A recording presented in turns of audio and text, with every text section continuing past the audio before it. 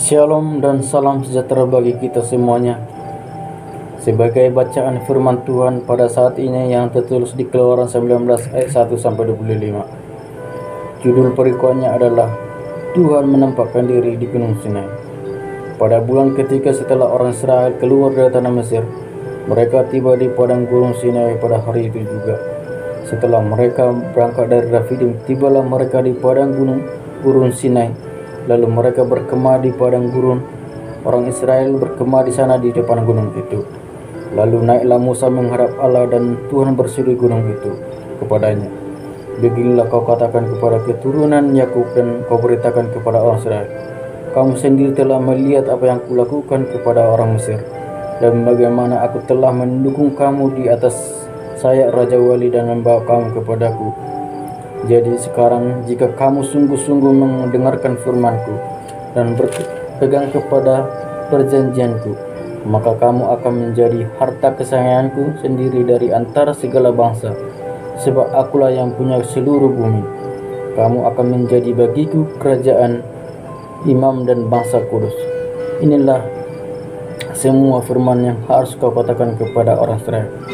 Lalu datanglah Musa dan memanggil para tua-tua bangsa itu dan membawa ke depan mereka segala firman yang diperintahkan Tuhan kepadanya. Seluruh bangsa itu menjawab bersama-sama, "Segala yang difirmankan Tuhan akan kami lakukan." Lalu Musa pun menyampaikan jawaban bangsa itu kepada Tuhan. "Berfirmanlah Tuhan kepada Musa, sesungguhnya aku akan datang kepadamu dalam awan yang tebal, dengan maksud supaya dapat didengar oleh bangsa itu apabila aku berbicara dengan engkau, dan juga supaya mereka senantiasa percaya kepadamu." Lalu Musa memberitahukan perkataan bangsa itu kepada Tuhan. Berfirmanlah Tuhan kepada Musa, "Pergilah kepada bangsa itu, suruhlah mereka menguduskan diri pada hari ini dan besok, dan mereka harus mencuci pakaiannya. Menjelang hari ketiga mereka harus bersiap, sebab pada hari ketiga Tuhan akan turun di depan mata seluruh bangsa itu di Gunung Sinai. Sebab itu haruslah engkau memasang batas bagi bangsa itu berkeliling, sambil berkata, jagalah baik-baik, jangan kamu mendaki gunung itu atau kena kepada kakimu. Sebab siapapun yang kena kepada gunung itu pastilah ia dihukum mati. Tangan seorang pun yang tidak boleh merabanya, sebab pastilah ia dilempari dengan batu atau dipanai sampai mati. Baik binatang baik manusia ia tidak akan dibiarkan hidup. Hanya apabila sangkakala berbunyi panjang, barulah mereka beroleh mendaki gunung itu." Lalu turunlah Musa dari gunung mendapat bangsa itu. Disuruhnyalah bangsa itu menguduskan diri, dan mereka pun mencuci pakaiannya. Maka kata Musa kepada bangsa itu, "Bersiaplah menjelang hari yang ketiga, dan janganlah kamu bersetubuh dengan perempuan." Dan terjadilah kepada hari ketiga, pada waktu terbit fajar, dan gurun dan kilat dan awan pada di atas gunung, dan bunyi sangkakala yang sangat keras, sehingga gemetarlah seluruh bangsa yang ada di perkemahan. Lalu Musa membawa bangsa itu keluar dari perkemahan untuk menjumpai Allah, dan berdiri mereka dari kaki gunung. Gunung Sinai yang ditutupi seluruh dengan asap, karena Tuhan turun di atas dalam api. Asapnya membumbung seperti asap dari dapur, dan seluruh gunung itu gemetar sangat.